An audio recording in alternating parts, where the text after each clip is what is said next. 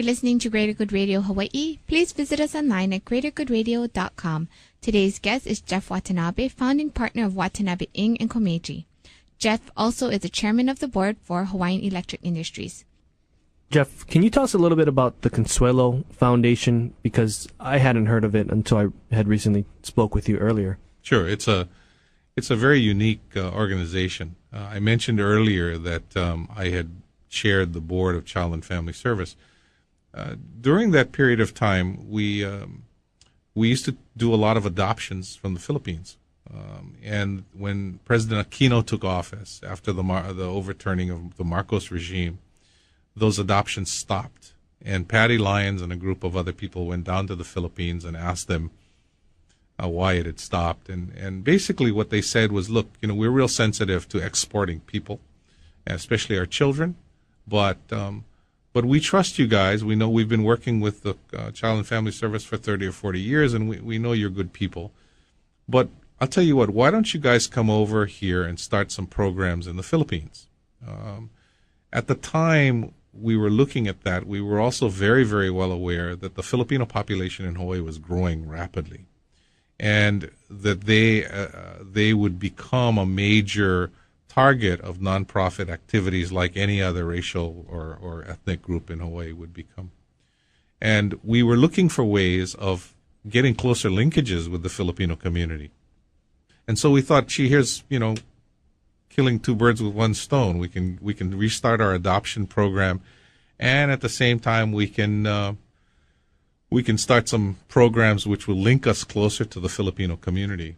And so we began a small street children program with the help of the Philippine government up in a place called Baguio, which is about 200 miles north of Manila, and was really kind of a resort area, we thought.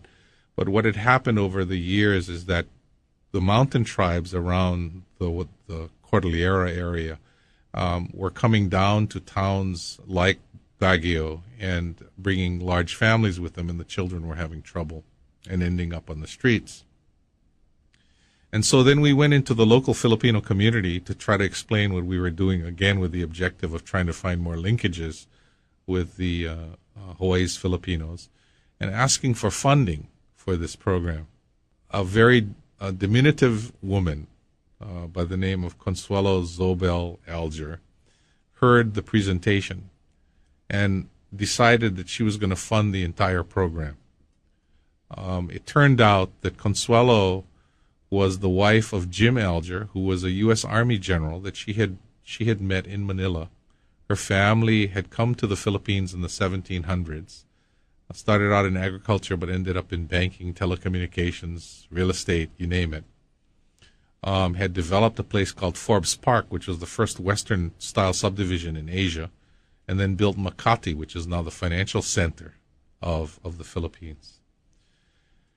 And she was so taken by her experience with the Street Children's program that she decided before she passed away in 1990 that she would start her own foundation and contribute all of the fortune that her family had left her into the foundation, which is now called the Consuelo Foundation.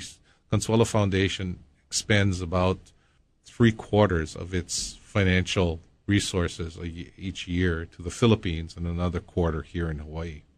So we have programs here, and we have headquarters here as well as headquarters in Makati.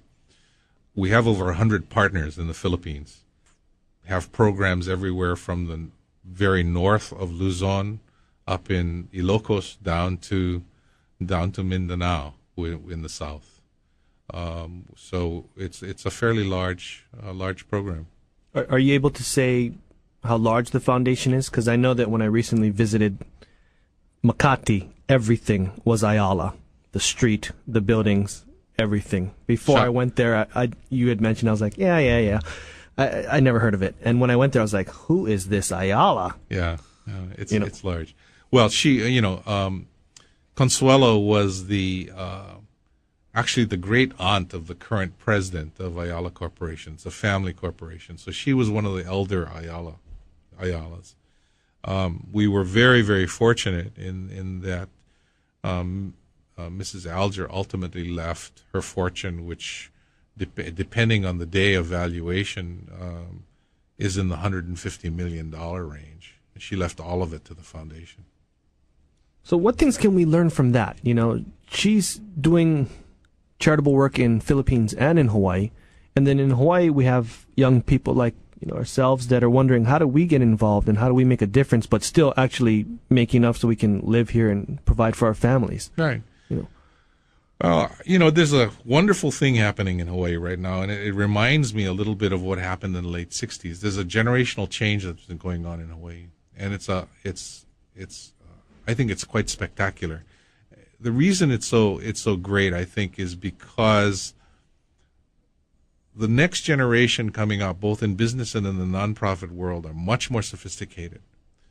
In many cases, they're much brighter and more dedicated to what they're trying to do, and they have a better understanding of what they're trying to do with regard to the building, for instance, of social capital, understanding that there are linkages that exist between what happens to a kid in Waianae and what happens to a kid in Makiki, that all of us are affected by that.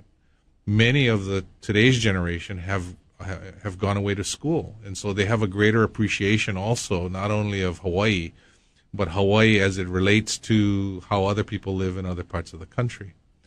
And that generational change, I think, involves also the kind of baked-in notion of doing good as well as doing well. That wasn't the case in many generations before, and I think we're very fortunate in Hawaii to have a new generation of people that feel that way. So I think it'll happen. I look around now and I see many more young people involved in the accumulation of social capital or building of social capital than ever existed when I was your age. I also see, in every older generation, there are always people who are willing to try to help make that transition. And I also see, as a kind of little bit of a kudo to my generation, more people willing to help the next generation move forward and beyond where they are. So I think it's going to happen. I mean, there are more young people involved in Hawaii in nonprofit activities today than I have ever seen in my 35 years of experience here. Thanks for joining us today on Greater Good Radio. For more information or a transcript of today's show, please visit us online at greatergoodradio.com. This is your host, Evan Leong and Carrie Leong, saying please join us next time for another episode of Greater Good Radio, Hawaii.